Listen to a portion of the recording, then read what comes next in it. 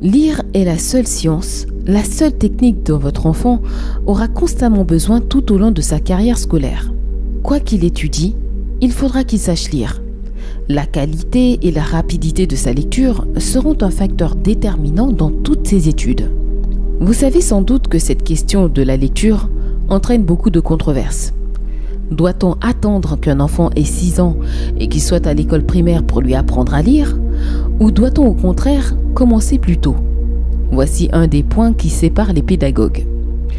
La mère doit-elle d'autre part apprendre à lire à l'enfant avant l'âge scolaire, ou doit-on considérer que seul l'instituteur est compétent? Les travaux du docteur Dolores Durkin nous éclairent sur ces 2 points. Le docteur Durkin étudiait le cas d'enfants qui avaient appris à lire avant d'entrer à l'école. Elle cherchait à savoir comment ces enfants avaient pu apprendre à lire avant de bénéficier d'une véritable instruction. Elle étudia 5103 élèves de cours préparatoires dans des écoles publiques d'Oakland en Californie. Parmi eux, 49 enfants avaient déjà appris à lire à la maison avant l'école primaire. Elle suivit les enfants tout au long des classes primaires en testant la qualité de leur lecture à chaque classe. Ce groupe d'enfants ayant su lire avant les autres demeura en tête pendant toute la scolarité primaire. Les résultats de ces tests scientifiques tendraient à réfuter les histoires de bonnes femmes prétendant que les enfants n'ont aucun intérêt à apprendre à lire très tôt, puisque ceux qui apprennent plus tard les rattrapent de toute façon. Les travaux du docteur Durkin prouvent que les enfants qui apprennent à lire plus tard ne rattrapent pas ceux qui ont su lire plus tôt, au moins au niveau de la classe de 7e, les tests n'ayant pas été poursuivis ensuite. Qu'en était-il de ces lecteurs précoces?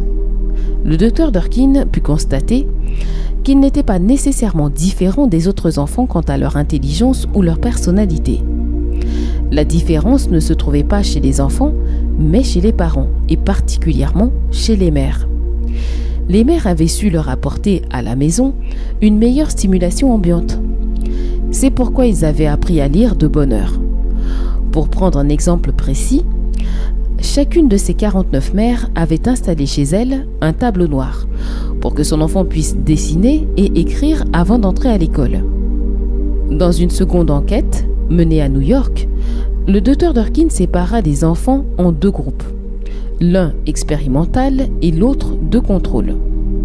Le groupe expérimental se composait de 30 enfants qui avaient appris à lire avant d'entrer à l'école primaire. Et elle les compara à un groupe de contrôle de 30 enfants qui ne savaient pas lire avant d'entrer à l'école. On fit en sorte que les 2 groupes soient composés d'enfants de même intelligence, en s'appuyant sur les tests de Stanford Binet. Ainsi, se trouvait éliminée la possibilité que les enfants du groupe de lecteurs précoces aient su lire plus tôt parce qu'ils étaient plus doués. Cette fois encore, elle compara la qualité de leur exercice de lecture. Et les enfants qui avaient su lire plus tôt se montrèrent nettement supérieurs.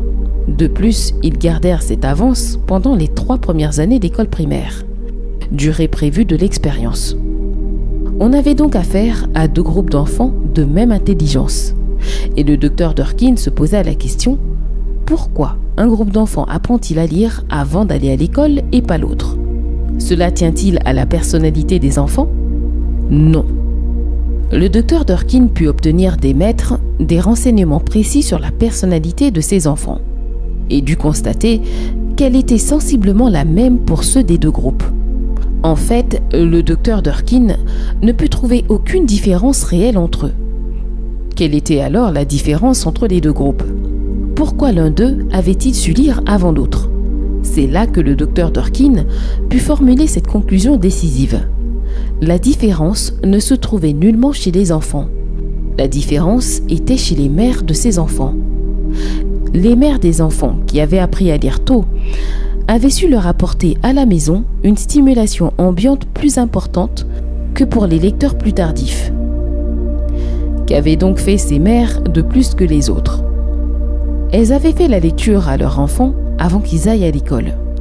Elles avaient disposé dans leur maison des matériaux qui avaient stimulé son intérêt pour la lecture. Elles avaient mis à la disposition de l'enfant du papier, des crayons et des feutres pour qu'il puisse griffonner, dessiner et écrire. Elles lui avaient fourni des livres, en les achetant ou en les empruntant à la bibliothèque. Elles avaient tout installé un tableau noir à la maison. Elles avaient stimulé la curiosité de leurs enfants à connaître le sens des mots, en allant au marché, en regardant ensemble la télévision ou à d'autres occasions de la vie de tous les jours. Elles avaient expliqué à leurs enfants le sens des mots et lui avaient appris à écrire.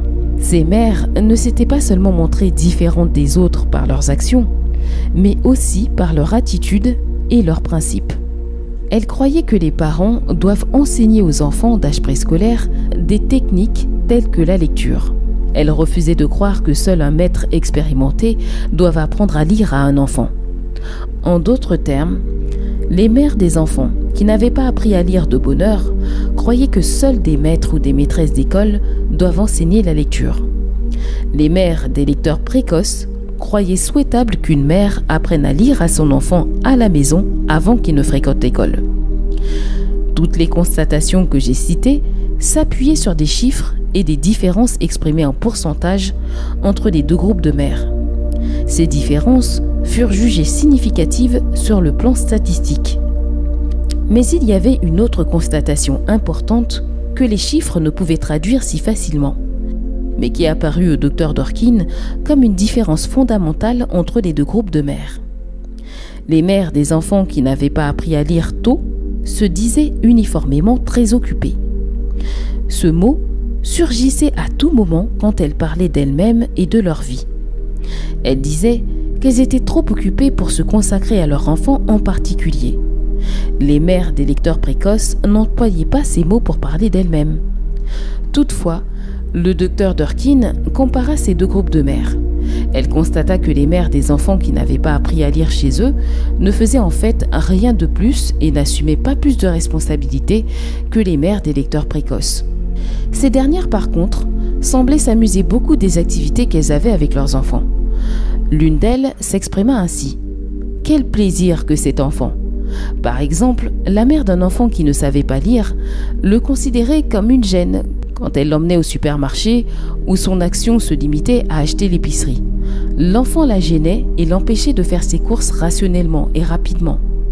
La mère d'un jeune lecteur chargé exactement des mêmes responsabilités, acheter l'épicerie pour la famille, faisait automatiquement de cette tâche une véritable aventure pour son enfant. Elle lui disait « Voyons ce qu'il y a d'écrit sur les boîtes de céréales. Sur celle-là, Capitaine Croche. Et sur cette autre, Cornflakes. » Les travaux du docteur Durkin ont montré que l'on peut apprendre à lire très tôt aux enfants chez soi. Elle a montré que les lecteurs précoces prennent la tête de leur classe et s'y maintiennent, en ce qui concerne la lecture, jusqu'au point où elle a cessé de les suivre, c'est-à-dire jusqu'en 7e. Elle a démontré que les lecteurs précoces ne sont pas des enfants particulièrement doués.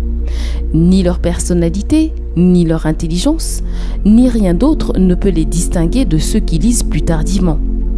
Il se trouve seulement que les lecteurs précoces ont une maman différente des autres.